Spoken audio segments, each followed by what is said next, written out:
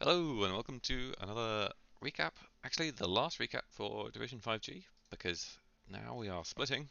Some of you are going off to the play-ins and some of you are going to the training grounds. But everyone gets to have more games unless they don't want to, so that's fine. So we've got some quite high-scoring games for the last week. Let's have a look at the Damn Yankees versus the Frankfurt Fumblers. Uh, So in this game, it's a 2-2 draw. So it's doing pretty well for halflings to score twice.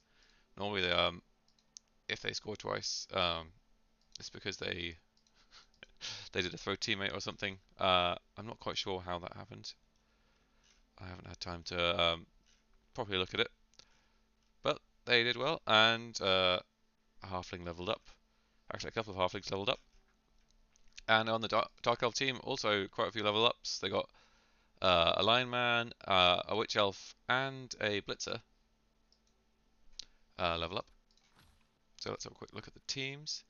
So Damn Yankees, here we go. So Old Glory leveled up, got guard. Um, Misty Knight got plus agility, very nice. And Uncle Sam got dodge, pretty standard. And Rosie got a smashed hand, so that's just a miss next game, so that's fine. So plus agility and the guard make this team feel a lot better than they were just now. Plus agility really nice. Probably want to build them into like a leap sacker now potentially. I feel like that's how I'd build them. Maybe Trunkhead has different ideas. Guard's obviously very nice, where you can get it whenever you can get it. And dodge on the plus strength blitz is pretty standard. Yeah, you wouldn't really expect anything else unless they rolled something interesting, like another stat or a double. But otherwise, it's pretty much standard just to go block, dodge even. 1, 2, 3, 4, 5, 6, 7, 8, 9, 10, 11. So they've got enough enough money to buy an extra lineman. That would put them at 11 for the next game. So maybe it's not worth it. Maybe they just take a loaner and then save up money. But once they get to a point where they've got 11 players and a bit of money, then maybe they want to go up to 12. So you could buy a lineman to stop having a loaner, but then you're kind of running the risk of someone important dying and not having enough money. So I'd probably stick with the loaner for the next game and then see what happens. Then we have a look at the Frankfurt Fumblers, wherever they are. There they are. So Bungo High Hill and Hob Quickfest leveled up. Bungo High Hill got plus strength, very nice. And Hob Quickfest got diving catch. Uh, oh, okay. I was a bit for a second. I was like, why is he taking so much diving catch? It's because they've got Hail Mary pass. So diving catch is actually quite good for Hail Mary pass. Because it gives you a chance of catching it in the squares next to you. So that's very nice. Yeah, team's looking good. I'm not sure how well Hail Mary pass will work, but they're kind of doing it, and having a plus strength guy is very nice. That suddenly becomes the person you basically blitz with all the time. Because you don't really want to blitz with the trees that often. Most of the time they'll just be standing next to someone blocking them. Uh, so having a plus strength halfling to be able to blitz people with only one assist is very nice. He's also a great ball carrier as well because he's suddenly a lot harder to sack. But yeah, just a miss next game, I believe that is. Yeah, miss next game. So no permanent injuries. Yeah, this has probably got to the point where they basically just keep money and that like maybe every now and then spend someone on inducements, but you don't really want to buy the 16th player because then you can get star players. Yeah, so nice looking team. Tree's getting quite close to leveling that grab tree. Oh, actually, he was already close to leveling. He didn't get an SPP this game.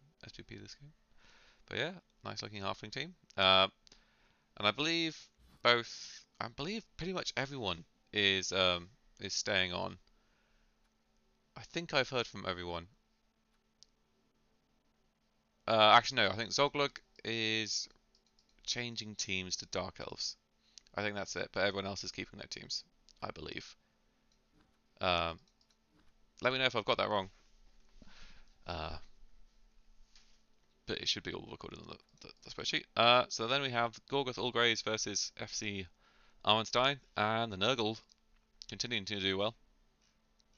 So yeah, Pesticle leveled up, and the Dwarf Blocker leveled up. Very nice. Quite a bit of SPP there. 17, pretty good. And also like quite a few injuries for the Dwarf team, so they can't feel too hard done by. Like it's still relatively decent SPP considering you didn't get to score. So let's have a quick look at the Nurgle. So there's quite a lot of badly hurts.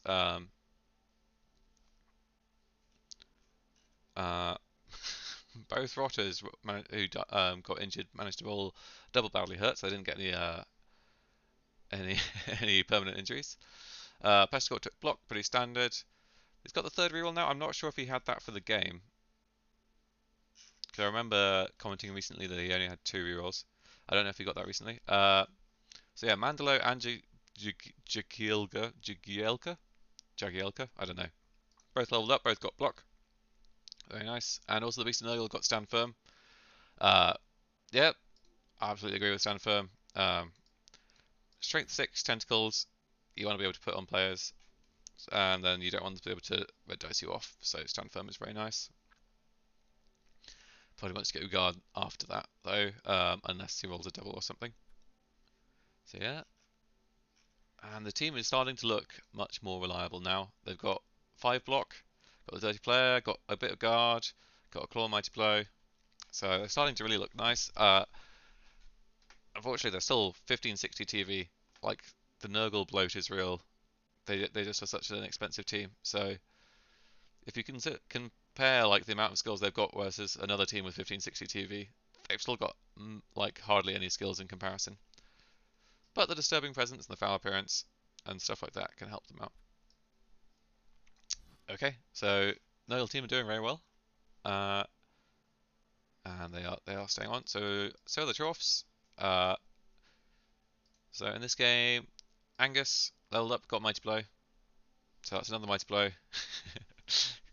Almost everyone's got Mighty Blow, just Jet needs another one to level up. And yeah, that's about it for the team. They've got basically everything they need, 130k, so now with the 3 rerolls, the Apo, and all the players, you probably want to consider buying a 12th man with the Hobgoblin. Especially as you've got 130k, so even if someone dies, you're probably going to have enough money to replace them next time. Even if you do buy a Hobgoblin, so I definitely buy that. Oh, he's also got a level 2 enhancement, so he might a level 2 stadium even. So it's also worth considering buying an enhancement at this point. But I'd probably go for the Hobgoblin first before doing that. So yeah, Nurgle did well to win 2-0, especially with the Claw Mighty Blow. That could have been interesting. But then again, Nurgle had their own Claw Mighty Blow. Amazons managed to win 3-0 versus the Necromantic. So hardly any removals. Necromantic managed to do 3 KOs, and the Amazons only did 1 KO. So no injuries at all, which is surprising.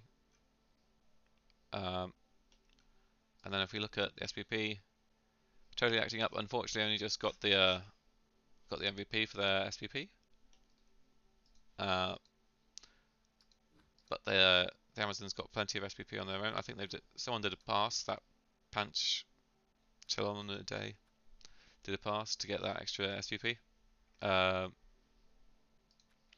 a thrower, so that makes sense. So let's have a quick look at the Amazons, wherever they are.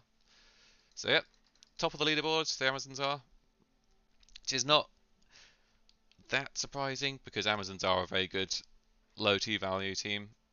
So it's not that surprising that they've done very well. Obviously, I'm not taking anything away from Mr. Leibniz. You still have to play them well to win, but they are a very strong team at low team value. So like 911 is kind of like the kind of record that is possible with like Amazons.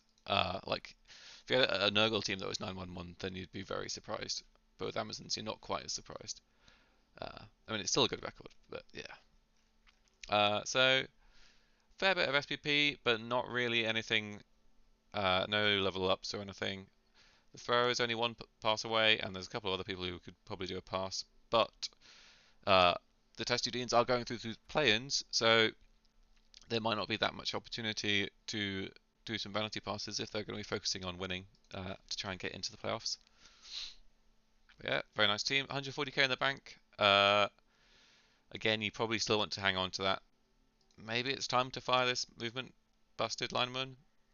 I mean, this linewoman probably you keep now that they've got block, but maybe this one you fire and replace this one now you've got 140k. I guess you probably wait until you've see your opponent as well, because you might decide, oh, I can use some of this money to boost up my inducements. And then we have a look at the necromantic team, wherever they are. There they are, totally acting up.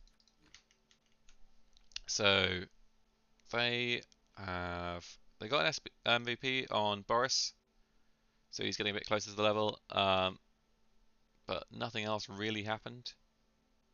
They've got 004 with a niggle still. I think he was out that game, so they probably want to fire 004 now. And even if they fire them, they're still at 12 people, so maybe they fire them and buy a ghoul, and they're at 13 men, and they've got both ghouls. Or you just stay without the ghoul.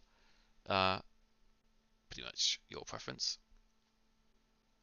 But yeah, still looking nice, and I believe Rugbart is carrying on with the necromantic.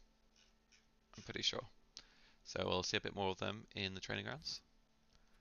And then finally, we had the big blowout of the week. Woodell's winning 5-0 against Undead. So that must have been a pretty crazy match. If we have a look at the stats. Yeah. So the Undead obviously did not get very much going their way because they only managed to inflict 1 injury on the AV7. So it's not great for them, but look at all that SPP for the Wood Elves. I mean, even with the 5 touchdowns, there's probably quite a few passes in there as well. Yeah, looking at the match report, they had 6 passes, so they've got a huge amount of SPP in this game. So let's look at the Undead team. So the Undeads, they had a ghoul die during this game, a ghoul called Douglow, and the Ringbeard was missed next game for this game. Plus movement guy got MVP, so he's now very close to leveling, so that's very nice. And Daffo leveled. But I believe, if I'm recalling correctly, Zoglogs decided to change teams going into the training ground, so we won't see any more of this team, unfortunately. And I think it was starting to look very good. Like, that white gets another level up. This ghoul is really nice. So it's a nice looking team, but Zoglogs decided to move on and change it up a bit. I think they said they're going to do Dark Elves, but I'm not completely sure about that. And a fistful of zeros. So 001 leveled up, but also got MNG'd. It'll be interesting to see what that was. Otherwise, no one leveled up, but everyone got a lot of SPP. 005 got 3 passes. Got some SPP there. Magnum Force got a couple of touchdowns. I'm getting very close to leveling up again. And yeah, they've got guard. So they got a couple of touchdowns on those people. So they're getting close to leveling as well. That dodge lineman, when he levels, probably get block, I would imagine. Just so he's standing up more often. It's looking very nice. They've gone up to 4 rerolls, which is a bit of a surprise. Normally you want to stay around 3. Hang on, wait, did I talk about this last week? I have a feeling I've talked about this already. Yeah, no, I think this happened last week, didn't it? And they were at 4 rerolls. I'm just going mad. Sorry about this. Yeah, so I think they already had 4 rerolls, but they've got 220k in the bank. Definitely say, get a tree. Why not? You've got 220k. The tree is nice. Or you could buy catchers or a thrower. You could buy a tree and a catcher or a thrower, because you've got that much money. So, time to spend your money. Though I guess probably what's happening is they're going to wait until they see who they're playing against in the play-ins first before deciding what to buy. That would be the smart move to do. But I think probably a tree and a catcher is a reasonable shout against basically any team, because the tree just helps you to take less damage on the line, and then a catcher's going to be useful because yeah, you just need more movement and scoring threats and things like that. Yeah, so those are all the games. So we are now finished. So the Amazons and the Wood Elves go through to the plains. Uh, I believe Hamasep's score of 3-2-2 is not good enough to get through on the third place, because I think it was best three third places, and I think there were some higher scoring ones than that. Yeah, Hamasep's is 11 points, and I can see there's a couple of people with 12 points. No, there's at least three people with 12 points or higher. Yeah, there's some people with 14 and 13 in third place. So no one won't get through, but Amazons and Wood Elves, congratulations on getting through to the play-ins. I hope they go well and you make it through the playoffs and have a good run.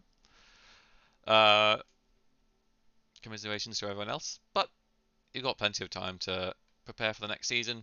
You got, was it 5 games now? Uh, for the rest of the season in the training grounds. I'm not sure what's going to happen with those recaps because I don't know how how the training grounds are going to be set up. So we may have some recaps on that, but it may not be me who's covering me. I don't really know what the plan is, but I hope you enjoyed the recaps. Sorry, this one didn't really have any clips. I've just been a bit pressed for time, and I thought if I don't do it today, then I'm probably not going to be able to do it. So, so that's it. It was nice having nice covering your division. Thank you for all the people who reached out to me and told me about interesting things that happened, or let me use their clips like Hamasep did. And good luck in your training grounds or plans. And I'll see you not next time, because there won't be a next time, but I'll see you sometime.